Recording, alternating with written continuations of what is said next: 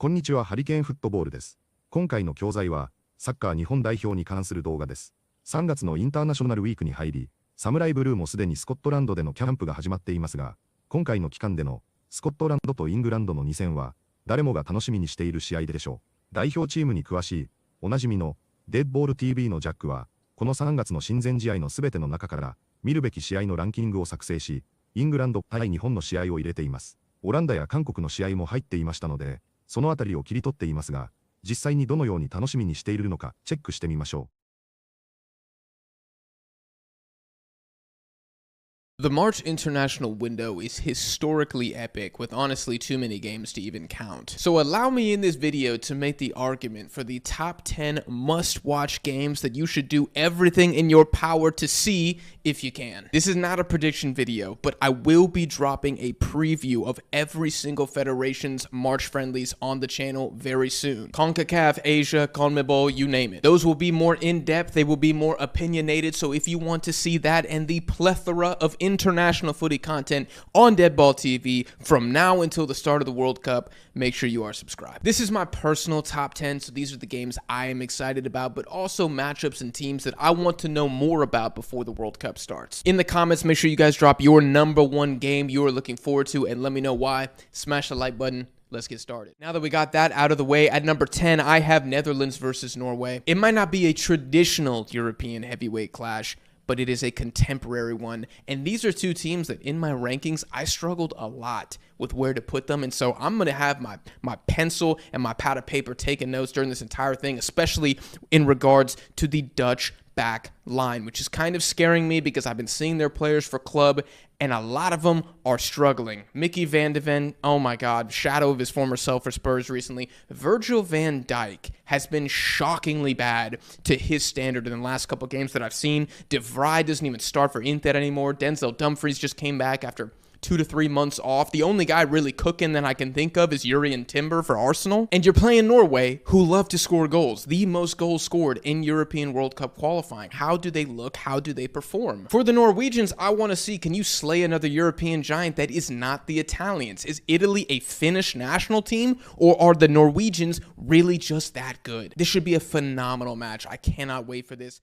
At number 6, I have Netherlands versus Ecuador. Yes, Netherlands are on this list twice. I'm sorry. Who doesn't love a rematch of World Cup games? These guys played each other in the group stage of the Qatar World Cup. It was a 1-1 draw, but honestly, Ecuador, I think, were the better team in that game, and Gonzalo Plata hits the post late. Who knows what would have happened if that went in? For Ecuador, I just want to win. I'm tired of the draws. Their form, if you look at it on paper, never watched a single game, they haven't lost in 16 matches. I don't know where that ranks in the longest unbeaten streaks in international football, but it's got to be up there. During that unbeaten streak, though, they have 9 draws. And the only opponents in which they have scored more than 1 goal against, again, in the last 16 games, New Zealand, Bolivia at home, Venezuela at home. It's not good enough. This team desperately needs to get the offense going. And maybe hot take here, I said this wasn't a prediction video. They play Morocco and the Netherlands in this window. If they play like ass and they lose both games, maybe Bekasese actually gets sacked. I wouldn't be surprised. And at that point, I think it would be the right decision. For the Netherlands, I've already spoken on them. They are a dark horse for the World Cup. But they need a win here because looking at the resume, they've basically beaten,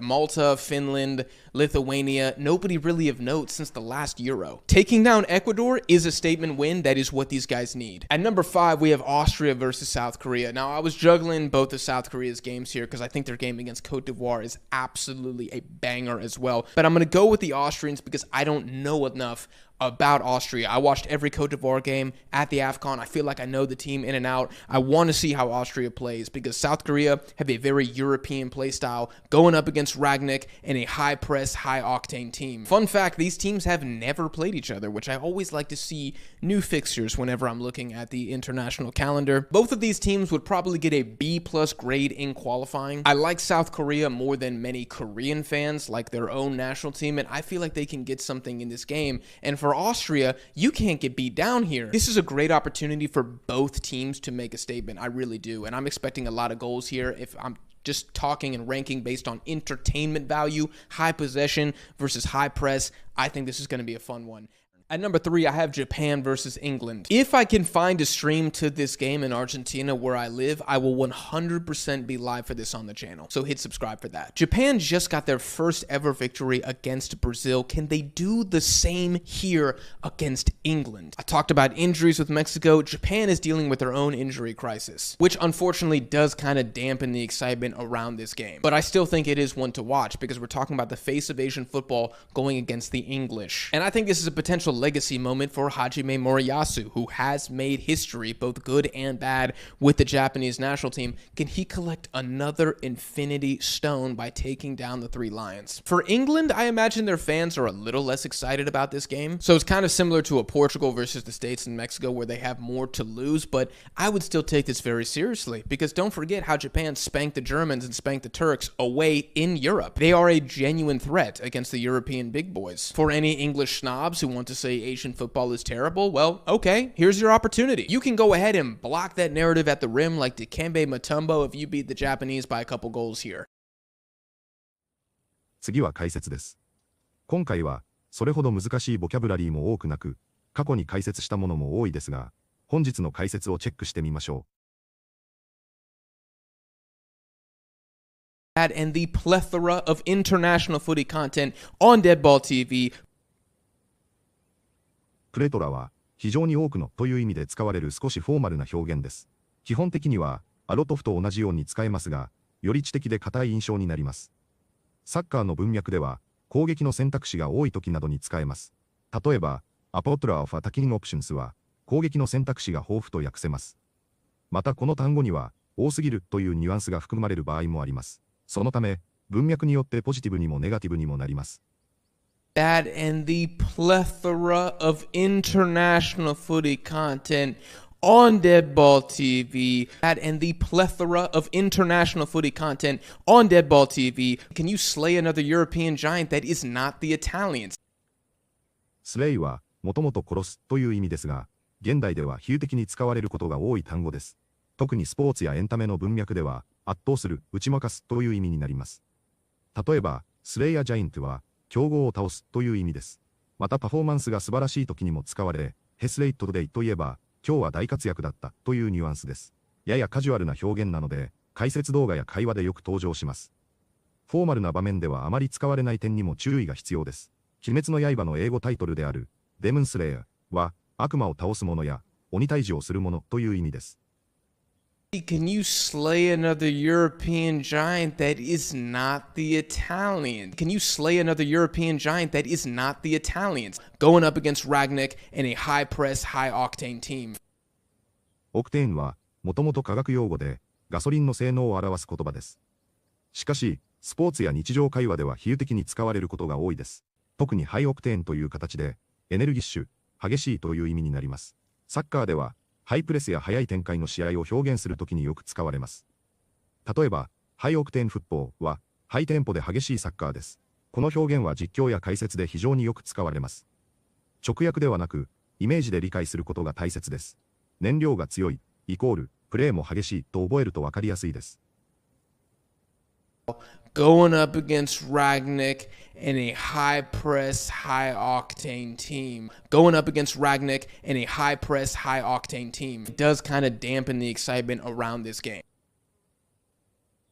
ダンペンは弱めるやしぼませるという意味でよく使われる単語です。もともとは湿らせるという意味ですが、会話では比喩的に使われることが多いです。特にエキサイタイメントやムードなどと一緒に使うと、期待や雰囲気を下げるという意味になります。サッカーでは、怪我人や悪いニュースが試合への期待を下げるときによく合います。例えば、ダンペンでエキサイタイメントで期待をしぼませるです。完全に台無しにするほど強くはなく、少し弱める感じがあります。そのため、ディストロイやルインよりも柔らかい表現です。ニュース、実況、日常会話のどれでも使いやすい便利な単語です。It does kind of dampen the excitement around this game. It does kind of dampen the excitement around this game. Because don't forget how Japan spanked the Germans. スパンクはもともとお尻を叩きという意味の単語です。ただし、スポーツや口語では比喩的に使われることがよくあります。その場合は相手を圧倒する、コテンパンに打ち負かすという意味になります。サッカーでは、大差で勝った時や、内容で完全に上回った時に使われやすいです。例えばジャパンスパンク、ジョーマニといえば、日本がドイツを圧倒したという強い表現になります。やや砕けた言い方なので、実況やファンの会話では自然です。一方で、フォーマルな記事や硬い解説では少しカジュアルすぎることがあります。強い勝ち方をインパクトある英語で表したいときに便利な単語です。Because don't forget how Japan spanked the Germans. Because don't forget how Japan spanked the Germans at the rim like Dikembe Mutombo. アットリムはバスケットボールでよく使われる表現です。リムはゴールのリングのことで、アットリムはリング際でやゴール下でという意味になります。選手が近い距離からシュートを決めるときやブロックするときによく出てきます。日常英語ではあまり使いませんが、NBA やバスケ解説では非常によく出ます。リムはもともと縁という意味なので、そこから覚えると理解しやすいです。スポーツ英語を学ぶなら、基本表現として覚えておくと便利です。Live at the rim like Dikembe Mutombo. Live at the rim like Dikembe Mutombo. いかがでしたか？この3月のインターナショナルウィークでは、ヨーロッパのプレーオフも行われ、日本とワールドカップで対戦する国にも確定しますが、それ以外のヨーロッパの国は、公式の大会がないために、それ以外の大陸の国と対戦する貴重な期間になっています。